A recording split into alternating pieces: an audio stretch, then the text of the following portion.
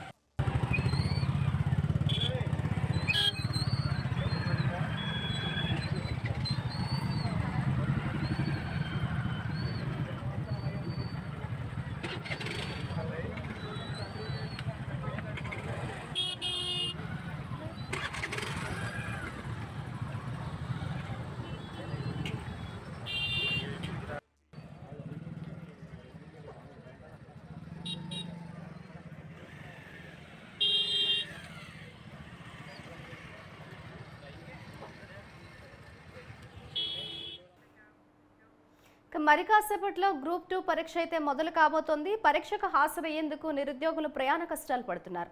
ఇదే అంశానికి సంబంధించిన మరింత సమాచారాన్ని మా ప్రతినిధి కిరణ్ కుమార్ అందిస్తారు. కిరణ్ కుమార్, చెప్పండి. అటు శివరాత్రి ఉత్సవాలనైతే ముక్తేశ్వర రేవైతే తలపిస్తున్నట్లుగా తెలుస్తుంది. అటు నిరుద్యోగులైతే తీవ్ర కష్టాలు పడుతున్నారు. అక్కడ సిచ్యువేషన్ ఏ విధంగా ఉంది అని అనుకోవచ్చు అంటారు? Good morning. ఈ అంబేద్కర్ కోనసీమ జిల్లాలో భాగమైనటువంటి ఈ 7 నియోజకవర్గాల్లో గ్రూప్ 2 ఎగ్జామ్ 7 నియోజకవర్గాల్లోనే దగ్గరగా దాదాపుగా 10 సెంటర్లని ఏర్పాటు చేయడం జరిగింది. ఇక్కడ ఒక విచిత్రమైన సంఘటన ఏర్పాటు జరిగింది.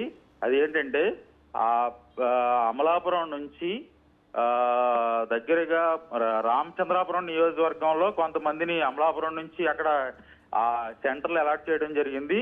ఇక్కడ నుంచి అమలాపురం నుంచి రామచంద్రపురం వెళ్ళాలంటే వయా ఎదుర్లంక మించి ప్రెంచియానం మీరించి వెళ్ళాలి. దగ్గరగా ఇది 80 కిలోమీటర్లు ఉంటుంది.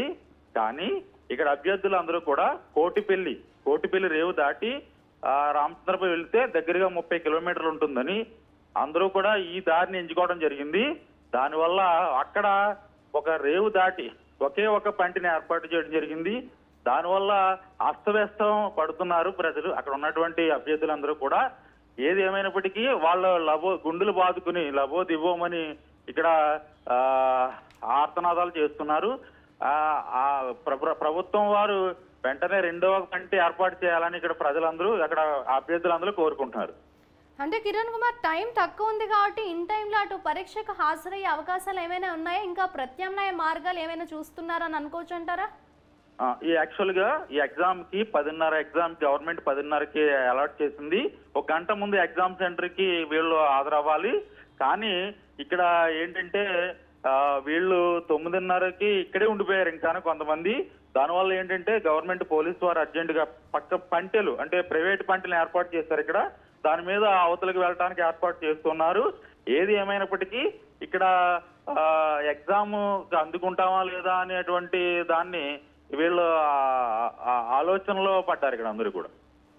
Right, thank you Kiran Kumar.